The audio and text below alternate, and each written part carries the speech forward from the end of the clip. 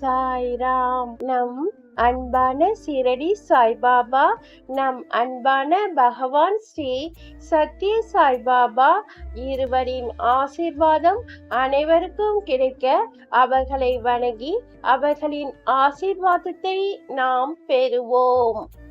நம் அன்பான பகவான் ஸ்ரீ சத்ய சாய்பாபா அவர்களின் தெய்வீக ஆசீர்வாதத்தை இந்த பதிவில் காண்போம். ஒரு மனிதன் தன் கையில் செண்பக மலரை வைத்திருந்தால் அவன் எங்கே சென்றாலும் அந்த மலரின் நறுமணம் அவனுடைய பரவி செல்கிறது.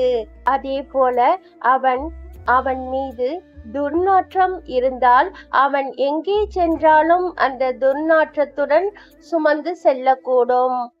நல்ல எண்ணங்கள் மற்றும் தீய எண்ணங்களின் விஷயத்திலும் இதுவே பொருந்தும்.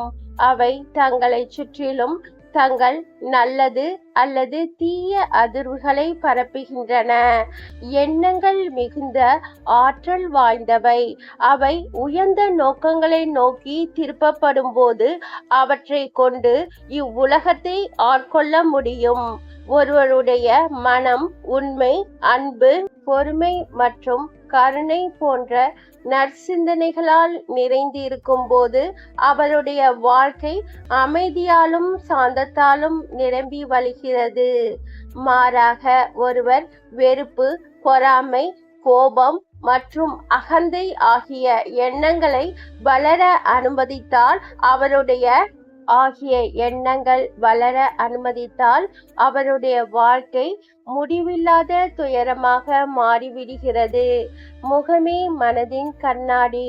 நீங்கள் எவர் மீதானும் துர் எண்ணங்களை கொள்ளும் போது அந்த பகைமை உங்கள் முகத்தோற்றத்தையும் உங்கள் நடத்தையும் மாற்றி அமைத்து விடுகிறது.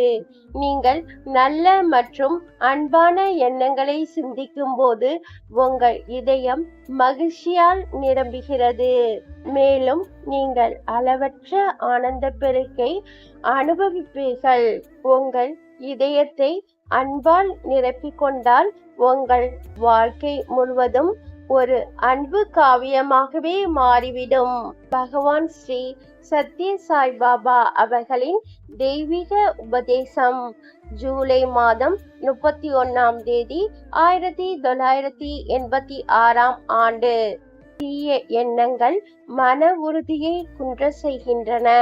மன உறுதி குன்றும் போது ஆசைகள் மேலும் வலுவடைகின்றன என்று பகவான் ஸ்ரீ சத்ய சாய்பாபா அவர்கள் கூறினார்கள். இந்த பதிவை பார்க்கும் அனைவருக்கும் நன்றி, வணக்கம். அனைவரும் நம்புங்கள், உங்களுக்கு நல்லதே நடக்கும். ஜெய் சாய்ராம். அல்லாஹ் மாலிக்.